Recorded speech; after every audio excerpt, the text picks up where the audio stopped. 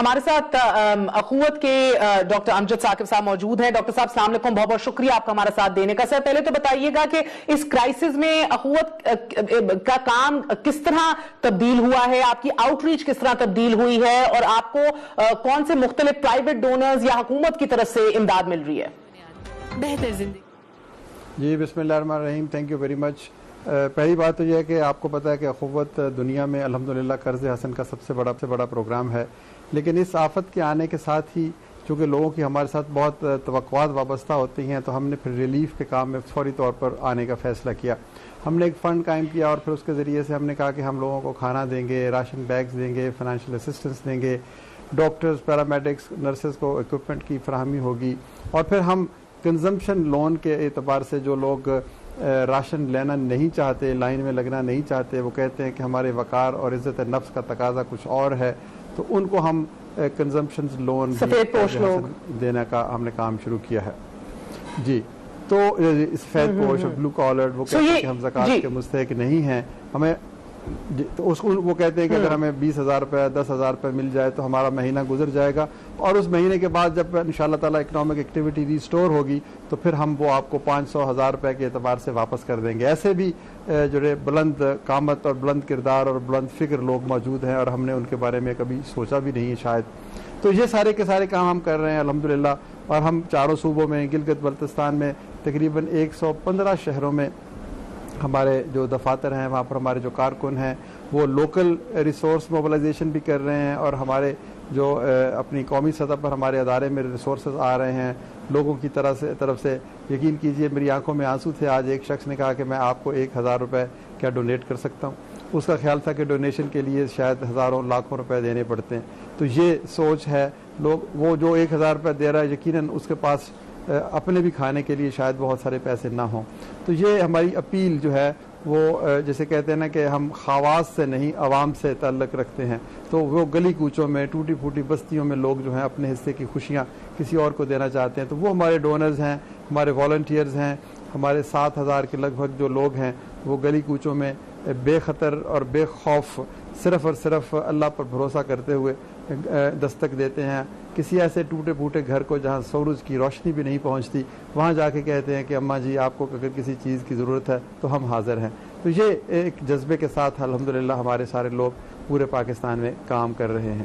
تو اس کے علاوہ آپ کو اللہ ایسے ورکرز کو, ایسے لوگوں کو سلامت رکھے ہمیشہ, آپ کی کاوشوں کو بھی. مگر ڈاکٹر صاحب یہ بتائیے گا کہ ان ریلیف کاموں میں آپ کو کس قسم کی مشکلات کا سامنا ہے ابھی؟ جی مشکلات ہماری بہت زیادہ ہیں. سب سے پہلے مشکل تو یہ بن گئی ہے کہ مستحق اور غیر مستحق کی پہچان ختم ہوتی جا رہی ہے. ہمیں یہ علم نہیں ہو رہا کہ یہ لوگ واقعی مستحق ہیں. پروفیشنلز, ان کا ایک مافیاز ہیں, وہ آگے بڑھ رہے ہیں, اور ان کے ساتھ, اور پھر اگر خدا نہ خواستہ ایسے کسی شخص کو ہم پہچان کے انکار کرتے ہیں تو پھر ایک اور طوفان بدتمیزی شروع ہو جاتا ہے, اور پھر وہ سوشل میڈیا میں الٹا ہمارے جیسے اداروں کو, یعنی یہ صرف ہمارا المیہ نہیں ہے, پاکستان میں سینکڑوں ایسے ادارے ہیں جو یہ کام کر رہے ہیں, اور پھر وہ ان کے خلاف ایک محاذ بن جاتا ہے.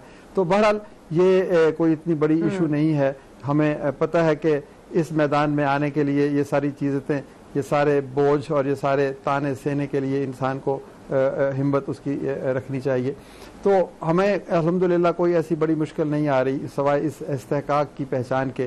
ہاں ہم نے حکومت سے بہت ساری توقعات رکھتی ہیں کہ وہ ہمیں فیسیلیٹیٹ کرے کوئی اور اس قسم کے ایشوز میں, آئیڈینٹیفیکیشن میں, تو وہ ہمیں کوئی مناسب حد تک امداد مل رہی ہے. One person I would like to mention is governor Punjab. انہوں نے بہت زیادہ سول سوسائٹی آرگنائزیشنز کو منظم کرنے میں, ان کو ایک پلیٹ فارم پہ لے کر آنے میں, ان کو سنکرونائز کرنے میں, ان کو سپورٹ کرنے میں کوئی کسر نہیں چھوڑی. پنجاب ڈیولپمنٹ نیٹ ورک کے نام سے انہوں نے ڈاکٹر امجد یہ بھی بتائیے گا کہ آپ نے کہا اتنی فیلڈ میں تو ایٹ لیسٹ مشکلات نہیں ہو رہی, مگر کچھ تجاویز آپ کی حکومت وقت کے لیے بھی ہوں گی, بیکاز اس وبا سے لڑنے کے لیے حکومت اکیلی بھی کام نہیں کر سکتی. It is not possible. ضرورت ہے آپ کی طرح کی آرگنائزیشنز کی, مزید اور این جی اوز کی, ایون غیر سرکاری اداروں کی, کہ سارے مل کے کوئی کام کریں. تو ایسا کوئی پلیٹ فارم یا ایسی جو بنا دیا گیا ہو یا جس پہ کام ہو رہا ہو, یا کوئی اور مزید تجاویز؟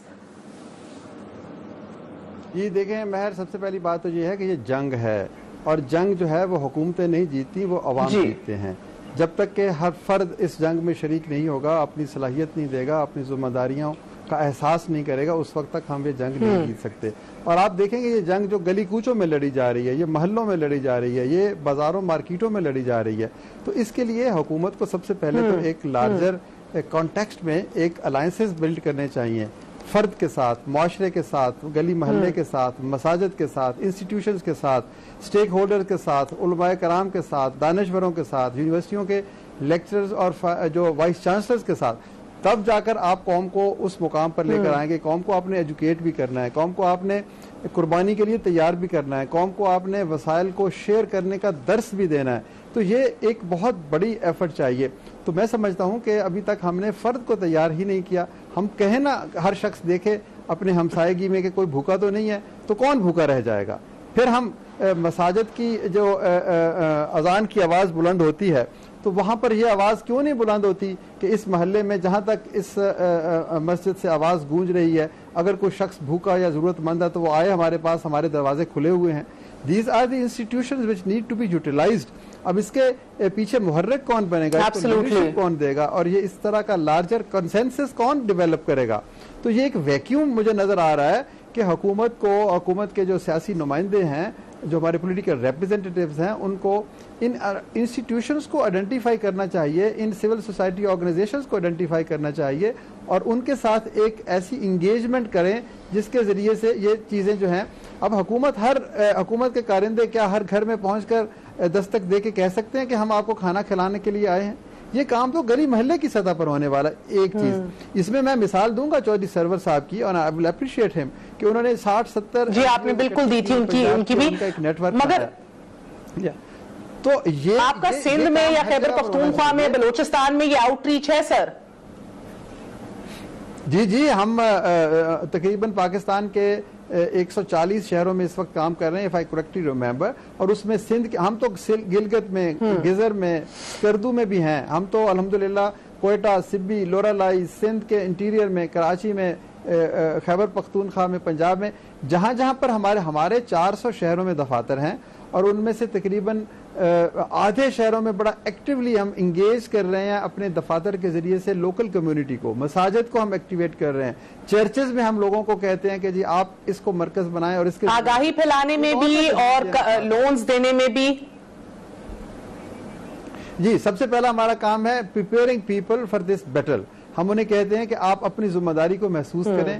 نیبر ٹو نیبر موومنٹ ہم نے ایک چلائی ہے جس کو ہم اینڈ ٹو اینڈ کہتے ہیں، اور اس کے بعد پھر ہم کہتے ہیں لوکیلٹی ٹو لوکیلٹی بھی ایک سولیڈیرٹی کا اظہار ہونا چاہیے۔